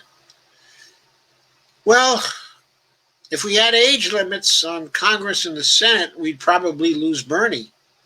Rocco says, yeah, like Bernie saying Biden is a good guy to me.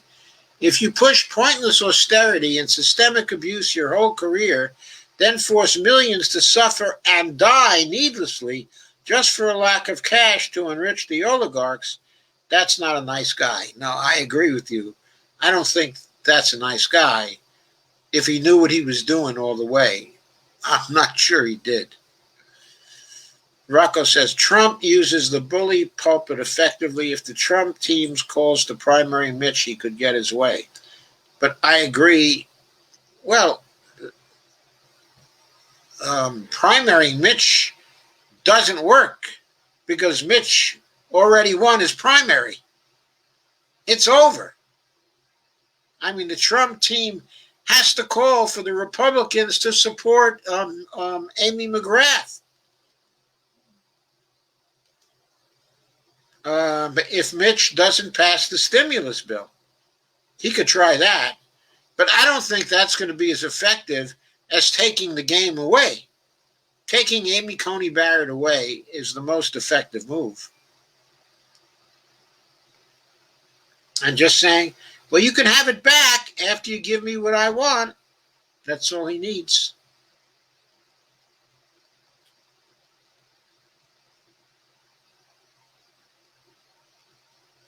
But he was supposed to be a great salesperson. Steve says, just kidding about badges. We don't need no stinking badges.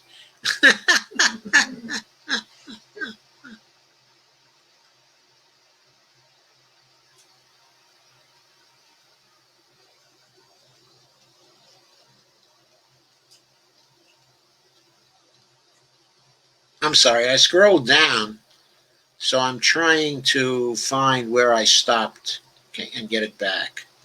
Yeah, age limits on Congress and the Senate. So Rocco says, yeah, like Bernie saying Biden is a good guy to me. Oh, I covered that already. That's not a nice guy. And then Rocco says, Trump does use the bully pulpit effectively. The Trump team calls primary. Yeah, we talked about that. But I agree, Trump should take the confirmation off the table. Yeah, he can do that at any time. Just withdraw the nomination. Oh, boy. That's a power he has.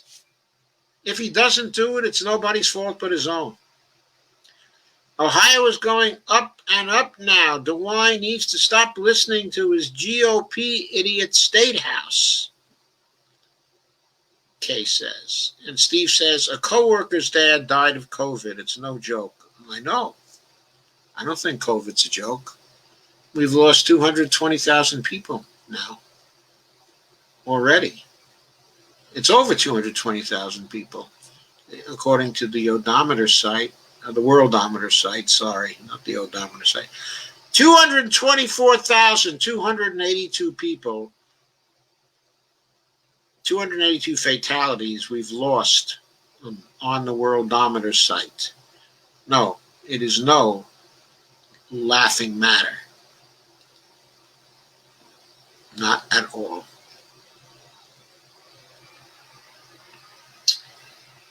Avro says, people are dying, and Christie flaunts that he received the same advanced treatment Adolf received, just as health official mentioned obesity almost always guarantees COVID death. That must have sensible people up in arms that have lost someone to COVID, because those drugs have been developed since Ebola Obama days. Kay says, I doubt Biden will win Ohio as it looks right now. Shake my head. This state sucks so bad. Oh, I don't know. There's still a few weeks to go. If Trump doesn't get the stimulus bill through, Ohio may yet go for Biden. When the news spreads about the eviction moratoriums being over at the end of the year, all those people are going to be put out of their places. That should be the last straw with respect to tanking Trump. Steve says the disconnect is outrageous. Rocco says, just a joke, I think. We're not that desperate for approval. Antonio says, Joseph Firestone I liked a lot of Wikipedia. Okay, the USA is still number one, okay, in debts accumulated. Not from COVID. Oh, yeah, we are, in cumulative debts due to COVID, yes, we are number one. Absolutely. We're number one, okay, in the world. But not in debts per million, which controls for population. Rocco says, yes, but because Bernie had bad arguments, he got beat by mainstream lies and scare tactics. He could have destroyed their lies and scare tactics with simple logic. He needed a little more than that, Rocco. He needed to sue. The first time he got screwed out of primary votes in Iowa by Buttigieg and by the DNC. He should have filed a lawsuit right there on the spot and served notice that any time there was election rigging in the primaries going forward, he was going to file a lawsuit. And then he should have held a fundraiser right after Iowa saying, look, I need another $150 million for these lawsuits because they're going to try to rig this in every primary going forward. And that's how much it's going to cost in order to defend myself in these primaries. Will you help me raise that $150 million? And we would have all said, yeah, Uncle Bernie, yeah. We sure would have. Yeah, Bernie blew it, not telling the people we don't have to pay for stuff with anyone's taxes. He blew it. Yeah, he did. Steve says, just kidding about badges. We don't need no stinking badges. Rocco says, Yeah. exactly. Bernie made a decision and calculation to not talk MMT. It was a miscalculation. But MMT is needed to prove that our progressive policies are reasonable and fiscally responsible even. It is. And he had the best person on his campaign to educate people about the MMT. The clearest, the person who's the clearest at teaching MMT is Stephanie. She is the clearest. She is crystal about it. She could have gotten it through. She would have used bathtubs and seesaws and different colors, all kinds of devices. If she could teach her 7-year-old MMT, she could teach the people out there MMT. Stephen DeVore says, I'm so stuck on how to vote, I really don't know which way to go. I don't want Trump. I don't like Biden. And a third party isn't going to win this country. The lesser of two evils is looming large, and I think the Electoral College is going to choose who our next president is, regardless of who we vote for. This is not a democracy. Stephen, just vote your conscience. Just vote your conscience. I noticed you live, in Illinois. Right in. You couldn't vote whoever you think is best. Is Howie Hawkins on the ticket, in Illinois? He may very well be. If he's on the ticket, in Illinois, you can vote for Howie Hawkins with a clear conscience. Most of the time, he advocates for policies that, are good policies. It won't hurt to strengthen the Green Party a little bit by giving them a bigger percentage of the vote. There's no way Trump is going to win Illinois.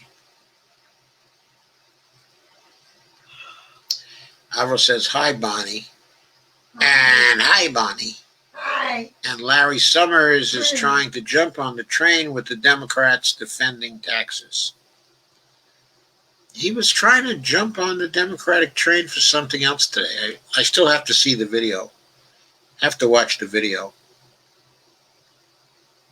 It was in the public purpose chat group, but I haven't had a chance to watch it yet. Rocco said, yeah, I felt myself wanting to vote for Biden because Trump was so fascist and racist, but I remind myself people like Biden are ideologically the same as Trump, but just more covert. But at the end of the day, it's a personal thing. Yeah, at the end of the day, it's a personal thing. And Kay says, Nick Hanauer has a great Facebook Live on Fridays. He's the patriotic millionaire. He's the patriotic billionaire. I mean, Nick's a billionaire. Also has a podcast called Pitchfork Economics, which is good too. Yes, those are good. Steve says, we love Bonnie. Rocco Million says, I agree. I will fight for justice regardless who wins. We need big fiscal policy at the bottom with the FJG and GND and M4A. Absolutely. And student debt elimination, too, and free college, and support for people who go to college. Steve says, I might write in, Bonnie. Huh, that would be fantastic. And Antonio says, flashcard anyone only, Medicare for all can bring manufacturing and jobs back to the USA. And good paying and useful jobs with real value creation for all in all dimensions of human life. It is the human-centered solution we have to embrace, and it was done successfully in other nations. And if the USA joins, it will be the paradigm change of the century for the civilized world. There's no looking back on the path to follow. There are two bills, H.R. 1384 and S. 1129. Yes, H.R. 1384 is the better bill. It has the shorter transition time, 2 years. 2 years. 2 years is too long. It should be 1 year transition. For my money, there should be no transition at all. But 2 years is better than Bernie's 4 years.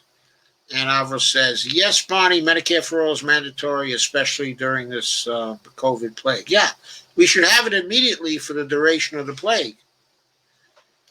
Alvaro says, screw badges, we need more cowbells. Cowbells sound good.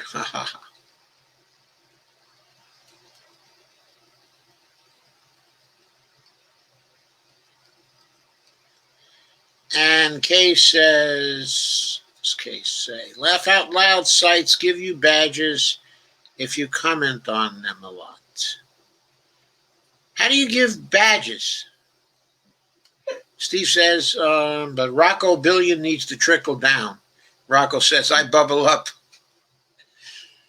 And Antonio shares a link to the article in Common Dreams, that appeared, that the town of Great Barrington, Massachusetts, joins the health experts condemning herd immunity. And that is significant because the herd immunity death cult went to Great Barrington to meet. And they put forward something that they called, I forget what they called it, the Barrington Doctrine, the Barrington Statement. There's something, with Barrington in it. And that's made the people of Great Barrington very angry because they don't agree with herd immunity. And Steve Wolfbrand says, the bubble up economy sounds good to me. Rocco says, I got to run, everyone. Great show, Dr. Joe. Thanks for all the feedback. I share it all over. Thank you, Rocco. Dolores Pierce said, good night, Rocco. And Steve says, bye, Rocco. Good sport. Yeah, Rocco's a good sport, all right. He's a great guy, too. Kay says, bye, Rocco. And Rocco says, Bernie should have openly told Biden. Rocco is a family favorite of ours. Bernie should have openly told Biden and the world that millions of his followers will not vote for right-wing trickle-down. But neoliberal and Trump would win again. Bernie could have took Dr. Kelton on the trail with him, and Bernie had real-world examples of how nobody cares about the revenue for corporate welfare or bailouts or war. Absolutely, Rock. And Steve says, yes, Howie is on the ballot. So even though he's not an MMTer, Steve, still, he's better than the other two alternatives. And you are free in your state to vote your conscience, because in your conscience, in your state, it's going to be no contest. Kay says, I need my Social Security, so I have to hold my nose and vote Biden. Yes, you do. Jimmy Dore had Howie on his show today. Howie is a nice guy. Yeah, Howie is a nice guy. But for some reason, he believes in the Russiagate crap. And for some reason,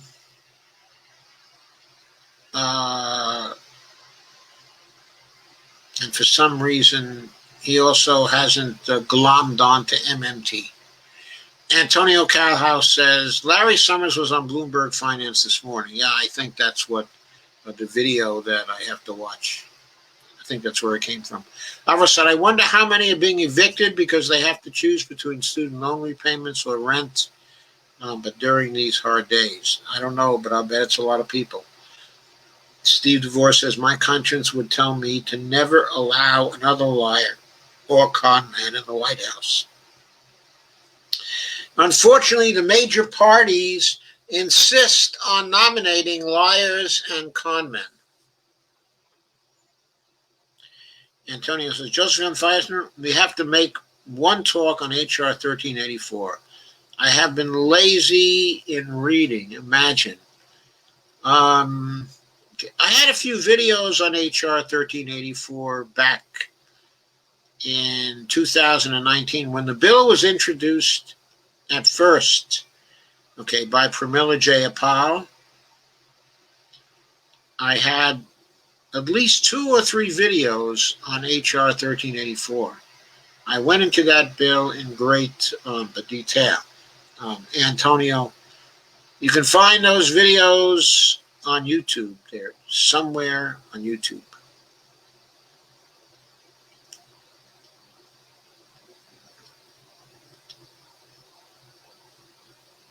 Antonio said, I am in favor of herd immunity, but with a mask. We have no idea whether herd immunity is going to work in this case, Antonio. We don't know. It remains to be seen. Steve DeVore says, Rocco is a real good handle on MMT and the economy. I know. I like to think that I helped to teach him MMT. Antonio Calhouse says, I'm in favor of herd immunity, but with a mask. Alvaro says that Rocco is on another level. Steve says Rocco is cool. Antonio says, we have to make Social Security, Medicare, and Medicaid, each of them too big to fail. Separate them. If we have Medicare for all, no copays, no deductibles, no blah, blah, blah, we won't need Medicaid anymore. Okay? As for Social Security, and Medicare for all, they can be totally funded by platinum coins or by overt congressional financing. Separate them and make them big and powerful spending arms of the public interest. The public interest is not only the capitalist Wall Street. Now, we call it the public purpose here rather than the public interest, because public purpose conveys intention, purpose, drive. The public interest is not only the capitalist Wall Street, the big arm of the old decadent, feudal, and wasteful corporate power. Well, that is not the public interest. The defending of Wall Street is not part of the public interest. We got to quit bailing those guys out. Let them go bankrupt when they get into trouble. We have to make the unemployment insurance too big to fail. We don't want to leave unemployment insurance the way it is. What we want is the job guarantee and also a basic income. We want a combination of a job guarantee and basic income. That's because those implement 2 freedoms. The freedom to work a job, if that's what you want to do, and the freedom to continue to live if you don't want to work in a socially sanctioned type of job. So both rights would be guaranteed by a combined program having both. I was doing a lot of tweeting about that today. Make of it a big and powerful spending arm of the public interest. The public interest, not only the capitalist Wall Street. It's not the capitalist Wall Street. Screw the capitalist Wall Street. COVID keeps on mutating. How can you get herd immunity to that? Well, you still can if it fails to mutate enough to escape the immunity, which is the case with many diseases. I mean, the flu is mutating too. So every year we have to have an adjustment, okay, of the vaccine. But we can get that kind of immunity. And Avril says, my public interest is in my bed right now. Okay, Avril. Antonio says herd immunity is controlled contagion. That is what the mask and the social distancing does. Well, I don't think it's what Trump means by herd immunity. What he means is that people who have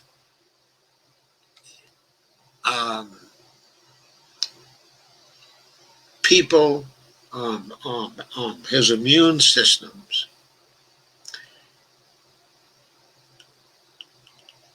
are effective against the virus, that if there are enough such people, the virus will die out. It will not be passed to new hosts.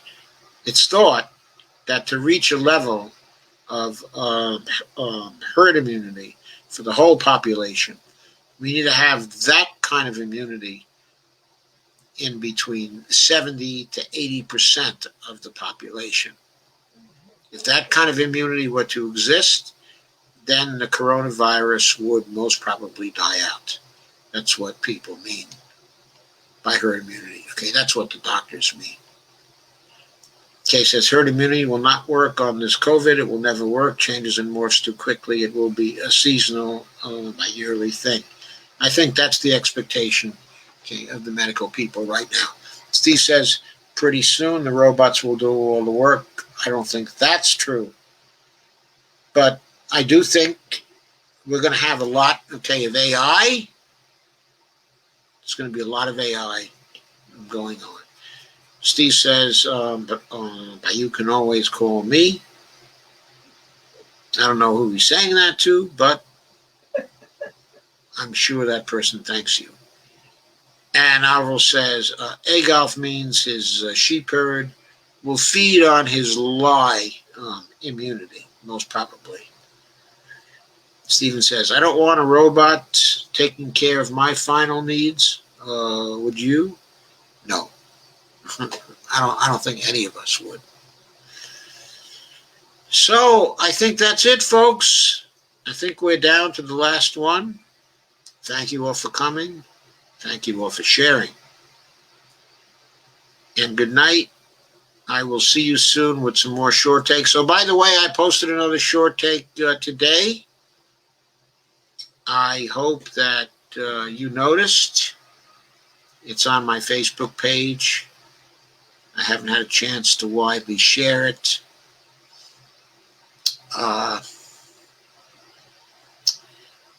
It's a great short take, though.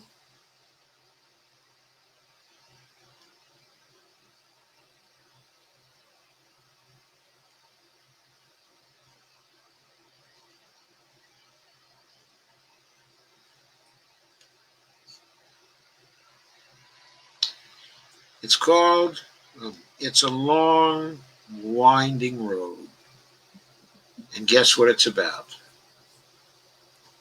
It's about the likely long, winding road we will have to follow in order to get and widely distribute a vaccine that works. Just what we were just talking about, that short take, is about that. It's on my Facebook page. It's on my YouTube channel. So you can pick it up at either place. And on that note, I'm going to wish you a very good night. And I thank you again for coming. Alva says, nice to hear your voice, Bonnie. Thanks for having us, Dr. Joe. Kay says, thank you, Joe, and everybody. Love you all. We love you too, Kay. And Dolores says, thank you and good night. Steve DeVore says, thanks, Doc. Kay says, AI is huge in Arizona already. It's huge in a lot of places. And Margot Shepard says, thank you so much. Thank you for coming, Margot. Nice to see you. Kay says, thank you, Joe, and everybody. Love you all. Deborah says, good night. Wolfbrand says public interest. Antonio says one for the road. Yeah, maybe that's a link to my long winding road. Novel says, I shared it. It's about COVID-19. Yes, it is. Steve says, good night, Doc. Yeah, good night, Steve. See you on Tuesday for the in-depth show, and I'm sure I'll have some short takes for you on Monday. Have a good weekend, everybody. And let's hope there's a stimulus bill on the table by the first of next week, getting written, getting finalized, okay, by Pelosi and the House.